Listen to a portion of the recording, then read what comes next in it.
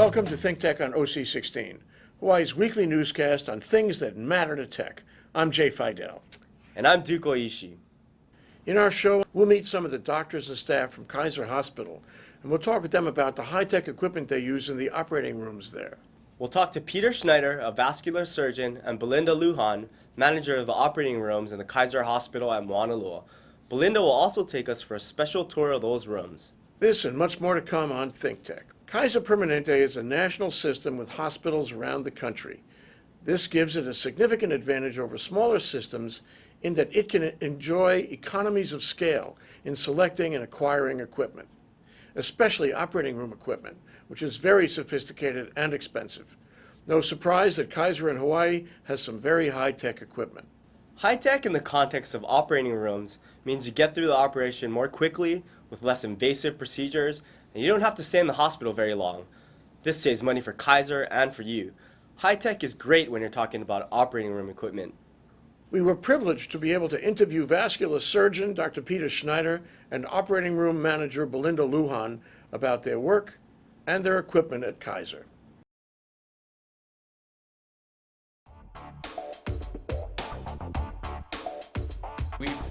What you're seeing now develop is really not necessarily the culmination, but part of the process of a journey that probably started about 15 or 16 years ago, when we decided that we wanted to really embrace minimally invasive treatments.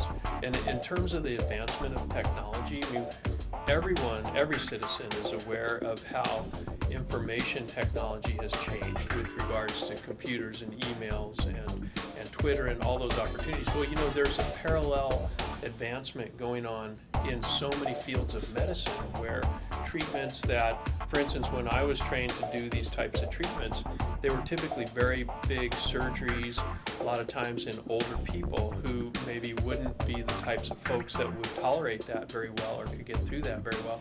And there's been a real movement now toward less invasive treatments, and that involves technology. And it doesn't happen out of thin air. It's a big investment in time and energy, and in terms of companies that develop some of these devices and treatments for reopening blood vessels or relining blood vessels.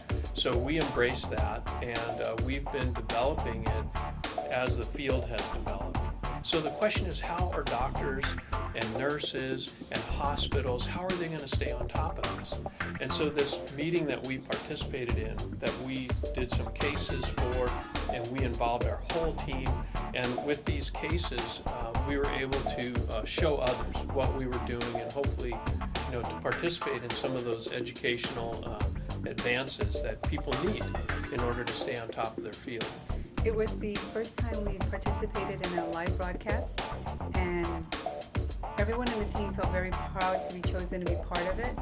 It required a lot of planning, and because we had not been part of that broadcast, they were not sure what to expect, but with several days of planning and ensuring all the proper equipment, all the supplies, and the staff that required to be there, everything went really well. Yeah, so it's really technology that enabled us to do this thing, partly because it featured technology in that we use the sort of high-tech stuff to do these minimally invasive treatments to help patients, but also it was the broadcast technology of having a whole team of people that came and wired us up, if you will, and had our whole, took our infrastructure into account and our location. I know they were very specific about where they wanted the satellite dish and this sort of thing. And of course the timing of it across multiple time zones and getting this all just right so that it created a really pleasing educational venue. On a day-to-day basis, we do so much preparation in order to make sure that our patients get the absolute best in terms of evaluating someone beforehand, making sure that we have everything set so that that treatment environment is as high quality as it could be. And yet, when we went to plan this live case demonstration, when we ended up meeting not just as usual, but even extra. And and we met ahead of time and we talked these things over. It turned out to be a great team building experience.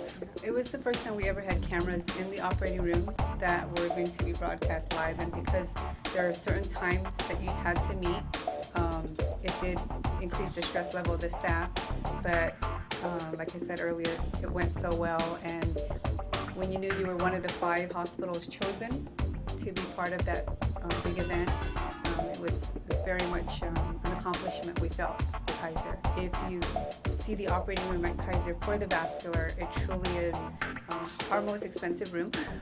It has a built-in C-arm. In the past, you'd have to bring in a C-arm, a portable C-arm. What's a C-arm? It is your X-ray, so it provides live fluoro to their procedure, and that's already built in a room. It's not like you have to call X-ray to bring in that equipment. So the equipment that we have is it's really state of the art, and what it is really is high-tech imaging equipment, if you will, so that we can, with the use of X-ray, we can follow the passage or progression of little teeny tiny devices as they trail their way through the blood vessels and they're advanced to a treatment site. And it's a little bit like a ship in a bottle type of approach, where we go in with a needle, and yet we're trying to do this complex reconstruction and yet stay working through essentially a needle hole. And what that does for the patient is they wake up with a needle hole, which is fantastic because they get over it so quickly. But at the same time, we're trying to do something very complicated on the inside. So to do that, you really need great imaging. And that's what this technology is that Belinda mentioned, in that Kaiser really had decided that this was something that they wanted to do. The patients get the most advanced treatments. The hospital, although they invested the money in the equipment, by having these latest, least invasive treatments, the patients, they get out of the hospital very quickly, and they get home and back to their normal life and back to their recuperation as quickly as possible. And then the other win is it allows the doctors and the nurses and the rest of the staff to really feel like we're participating in the most advanced treatments in this area. So take me for a tour of your operating room, Belinda. What's going to be in there that's going to put me in shock and awe? First of all, we have a new wing, part of our new operating room. Every single room in there is a minimally invasive room where all the equipment and the monitors come from the ceiling. It's taken away from the floor. And so one of our special rooms in there is our endovascular suite, which has, like Dr. Schneider said, the state of the art when it comes to endovascular. And I know there are other hospitals that have that, but right now we have the most minimally invasive rooms, allowing the surgeons to do any type of procedure in any room because they're all identical.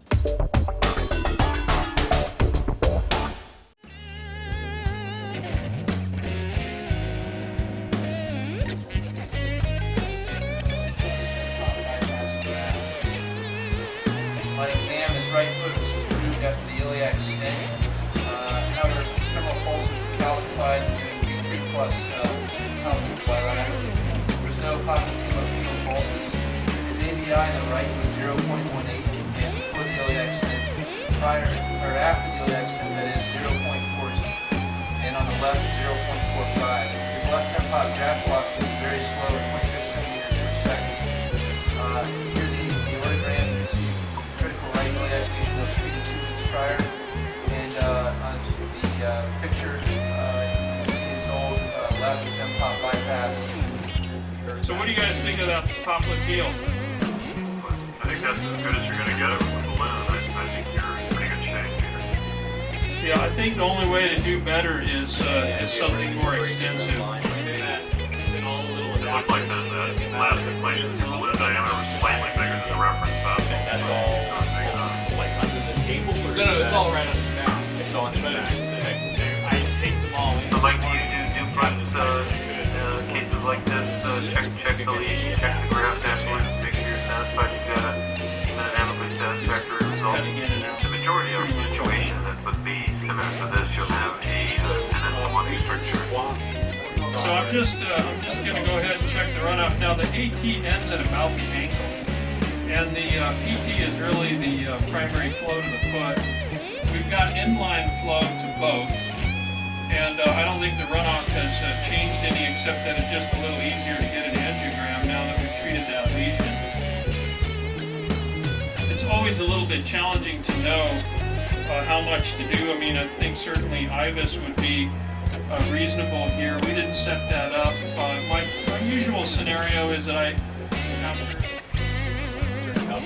turn it up a little. Great. For me, it's just take one magnified view of that, just pull that look, that graphic. Yeah, you bet. Yeah, I think that's it's a a good good point. Still needs a little more than the usual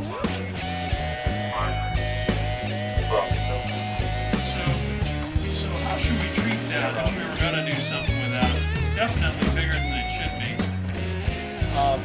He's ready. We'll first talk about straight that to point on the second. In fact, he's sort of jumping. All right, here we go. And so this, we're doing the runoff and results here, so I can see what we're This is a 62-year-old male presented with left breast pain of 1 month duration, That's all right. left What we care field about is gangrene that in 2 weeks. He didn't come in to be evaluated until he started to develop gangrene. He smoked for 42 years, continues to smoke. He has coronary artery disease with a history of chronic stable angina. And as you'll see on the next slide, a dry ischemic lesion, 8 millimeters in diameter on his left heel. That's a great location. Physical exam, he had no femoral pulse on the left side, no pulses distal with the KPI of 0.20. This slide shows the ischemic ulcer on his heel and the close-up view of his foot, although you can't fully appreciate it here. It clearly demonstrates dependent groove bore, dry foot hyperkeratosis consistent with ischemic breast pain. His arteriogram demonstrated small aneurysm, but no occlusive disease in either the aorta or iliac arteries bilaterally. However, he did have an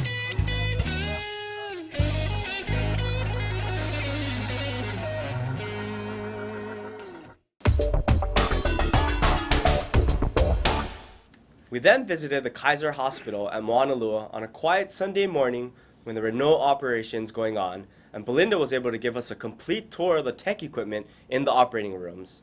We had to put on surgical scrub blues to walk around. Although no one wants to spend much time in an operating room, the tour she gave us was unforgettable.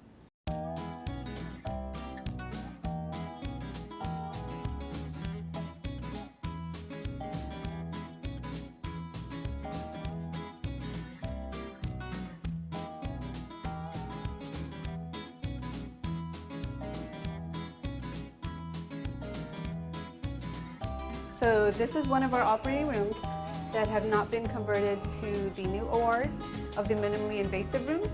Okay, so we're it's coming in. currently, yeah, it's currently. We're in scrubs. Yeah, this is the size of the operating room. And as you can see, it's a smaller OR, but we do have everything from the OR table. We are on the computer for electronic documentation. This is the anesthesia machine. Okay.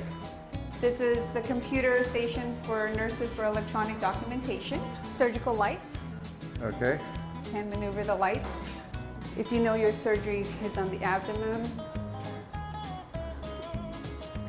Okay, these are all the monitors that we would bring into the room for minimally invasive surgery. And they're currently on carts and they get wheeled into the room. These are also, we call them slave monitors. So there'll be monitors on both sides that the surgeons can see.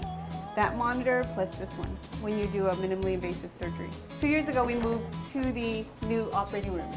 When we give them a tour or they interview here, they do decide that they see that we have some very high-tech rooms and all the equipment that they would need.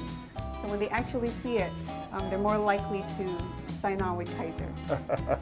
This is the operating room front desk where they manage the 11 operating rooms to see if they're finishing. We need to send for the next patient. So it is provide efficiency to see that they're closing and we need to make sure the next one is ready. So we can view all the rooms. There are 8 minimally invasive operating rooms, and we are converting our old operating rooms, so we'll be up to 14 ORs.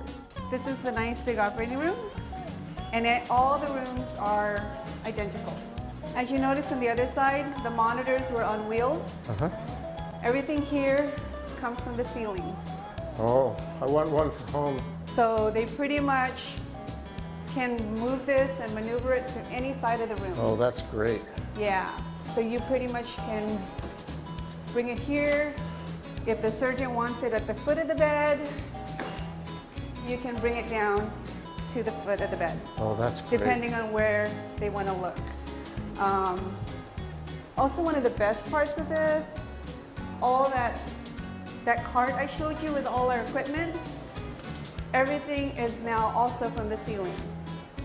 So you can also maneuver this to anywhere you want in the room. And it's actually really nice and easy Oh, wow. to maneuver. All that gear, one person could move it with one hand. You can move it with one hand, even with one finger actually. It's that easy. That's great. Also, for minimally invasive, you actually use these gas to bring up to, for the visualization of the surgeon. And in the old days, we had to change our tanks. It's now just coming from the ceiling, from the system. Oh. You never have to worry about running out of gas or any of that. So everything is here. The rooms are also equipped with computer stations for the surgeons and the nurses. And what's really nice too about our system is you actually can put whatever's there up here in these monitors. So on these monitors, you pretty much can put the X-ray film up here, and the surgeons can see anything they want on that screen. The surgeon's music here, every single one of the rooms are equipped with an iPod connector, and you have 5 speakers all over the ceiling. This is the anesthesia machine. This is their Pyxis, where all the medications are here. It's locked. You must have a code to get in order for any medication to be That's removed. great. There's a microscope back there. That's one of the equipments also being used by surgeons. So this is a microscope, and if you're going to have an emergency like craniotomy, brain surgery, or either their backs, we tend to do the neuro cases in here, and that's one of the equipment. The size of our new OR rooms is almost double the size of our older rooms, and it just allows us to do any type of surgery in any room because you have all this space to bring in any type of equipment. So this is our endovascular suite where we do interventional cases. Well, this is where Dr. Schneider and Dr. Capps and Dr. Nelken perform their endovascular surgery. The special thing about this room, it's got a built-in C-arm. So they're able to view their cases live with what they're doing. Oh, wow. So he mentioned all the stents that we use. So it's very similar to the other rooms. It's got the computer, it's got monitors coming from the ceiling. Here is our computer stations for the surgeons, for the nurses. And right here are their supplies. This is used in their cases for their injector. And again, you pretty much would have to call radiology to bring in a portable C-arm to do these cases if you didn't have this type of room. But here, it's already built into the room. What's a C-arm? It's your X-ray equipment, so they're able to visualize their vessels. Oh, right away. Right, live. Real time. Real time. Fabulous. Yeah. Yeah, so like if they're inserting their stent or any type of medication, they're able to see it live through the monitor. And this is what they call the control room. So you've got X-ray staff, technicians in here, actually assisting the surgeons to make sure they can see what they need to see with the equipment. We are well equipped with all the stents that the surgeon would need. Like he had mentioned, some of the mesh. Oh, that's the wire. stent right there? Yeah. The supplies, the stents, that the surgeons would need. If they need a special order one, they contact the company. It is made for them. But if an emergency case came in, we have all the supplies that they would need. Well, that's great. Yeah. This is our fashion model, our scrub fashion model, Marion Jones, yeah! Yeah, so actually if a procedure lasted all day, everyone has to wear this to protect themselves because this built-in C-arm is radiation. Oh, sure. So everyone is required to wear a lead apron for protection.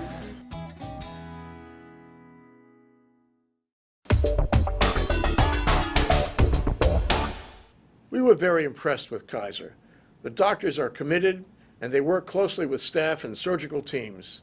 The operating room nurses are top-notch, well-trained, completely professional. It's like a fine, well-oiled machine. It was a joy to find out about it and a treat to make the tour.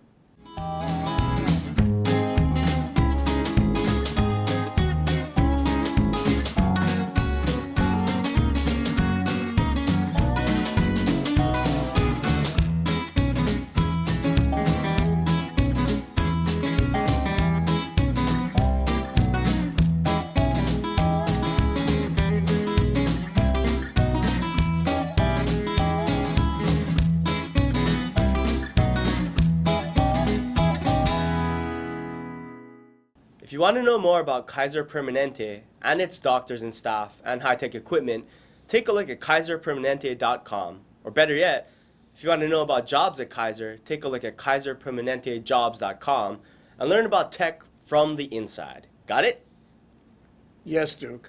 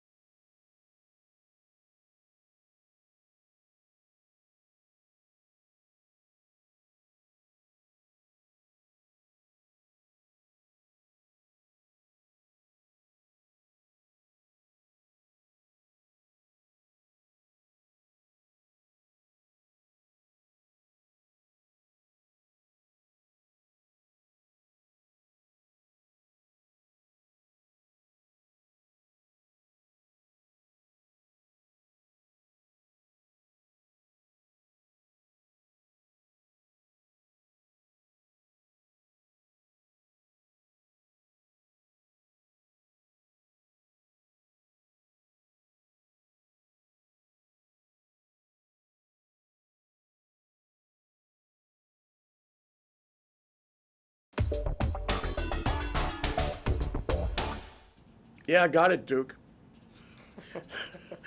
Don't forget, on December 16th, the State Strategic Development Corporation is doing a symposium on best practices in state-supported entrepreneurial programs, namely from Ohio, Oklahoma, and Kansas.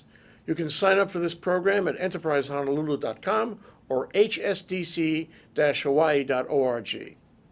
Want a tech job? Need a tech worker? This could be your big opportunity. Save the date, December 29th, for HTDC's 11th Annual Science and Tech Fair, 4:30 p.m. at the Japanese Cultural Center of Hawaii.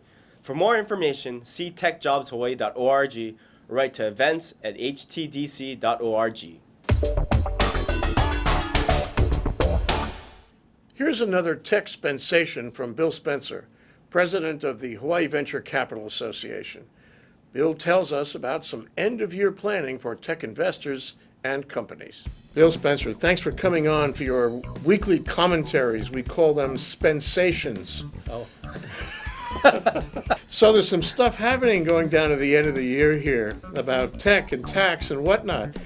This is the last year for Act 221. The law sunsets at December 31st. For all intents and purposes, the ability to get a dollar-for-dollar credit against your state tax liability still exists for a few precious more weeks if you're inclined to invest in companies that are qualified under the bill. IT, performing arts, ocean science, astronomy, biotech, a whole host of qualified areas in which an investment of up to $2 million per individual. The act comes to an end at the end of this year. It expires. The That's right. sunset comes down on it. But if you apply, you get what investors before could get, namely a 5-year opportunity for tax credit. Right. If you invest before the end of the year, the way the tax credits are allocated is 35% in the first year, 25% the second, 15, 10, and 10. But let's say if you invest $2 million and you can't use all that those credits, you can carry those over. You know, anyone who's thinking about this that is not really familiar with the tax credit should consult their advisors. Another interesting angle for serious investors is that the federal government passed a law at the end of September that allows for direct investments in companies who are considered small companies, which means they have $50 million in assets or less. And so long as that company retains that asset value over 5 years, when you liquidate, there's no capital gains. Again, talk to your accountant. It's a very new law, and it's only lasts until the beginning of the year. Do it not only for yourself and not only for those companies. Do it for Hawaii. Do it for diversification, right, Bill? Invest in your own backyard. Thank you, Bill. Bill Spencer. We'll be right back to wrap up this week's edition of ThinkTech, but first we want to thank our underwriters. Thanks to the Scheidler Family Foundation. Jay Scheidler, through the Scheidler Family Foundation, is an active supporter of a number of educational, cultural, and charitable organizations, including ThinkTech. Hawaiian Electric Company, HECO and its affiliates Miko on Maui and Helco on the Big Island are deeply committed to supporting the communities they serve. Galen Ho. Galen Ho is a senior executive of BAE Systems, a global defense, security, and aerospace company which has a large footprint and commitment to Hawaii.